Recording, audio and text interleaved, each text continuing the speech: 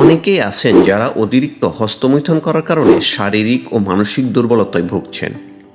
শরীর সবসময় ক্লান্ত লাগে, মন মেজাজ খিটখিটে থাকে, আগের মতো কোনো কাজে এনার্জি না পাওয়া সহ নানা রকম সমস্যা। আজ জানবেন হস্তমৈথুন নিয়ন্ত্রণে রাখার 5টি সহজ উপায়। প্রথমেই জানব হস্তমৈথুন সম্পর্কে মেডিকেল সায়েন্স কি বলে।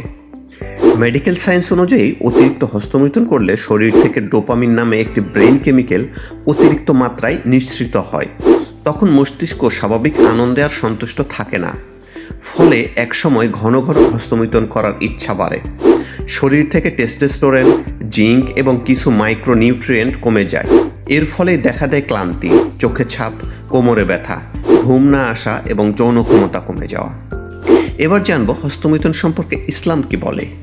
ইসলামে হস্তমৈথুন পুরোপুরি নিষিদ্ধ বলা হয়নি, তবে আলেমরা বলেছেন এটি যদি আসক্তিতে পরিণত হয়, শরীরের ক্ষতি করে, নামাজে মনোযোগ নষ্ট করে, বাস্তব জীবনের দাম্পত্য সম্পর্কে সমস্যা তৈরি করে, তাহলে অবশ্যই এটি নিয়ন্ত্রণে রাখা ফরজ হয়ে যায়।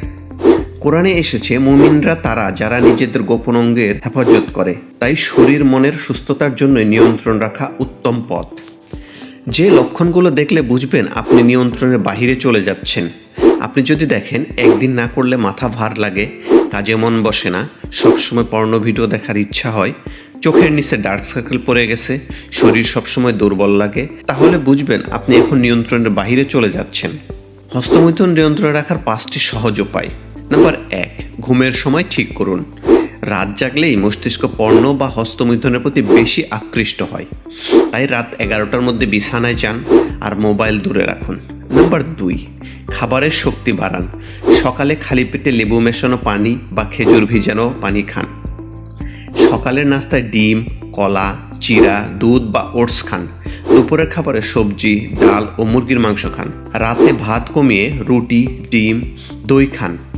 এই নিয়ম 7 দিন চালিয়ে গেলে শরীরের শক্তি নিজে থেকেই বাড়তে শুরু করবে। নাম্বার 3, প্রতিদিন অন্তত 15 মিনিট ব্যায়াম করুন। পুশ আপ, স্কোয়াট, ভুজঙ্গাসন বা সেতুবন্ধনাসন এগুলো পুরুষদের টেস্টোস্টেরন লেভেল বাড়িয়ে দেয়।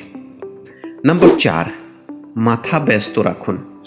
একা থাকলে মানুষ খারাপ চিন্তায় ঢুকে যায়, তাই পড়াশোনা, জিম, নতুন স্কিল শেখা বা কোরআন তেলাওয়াত কিছু না কিছুতে নিজেকে ব্যস্ত রাখুন।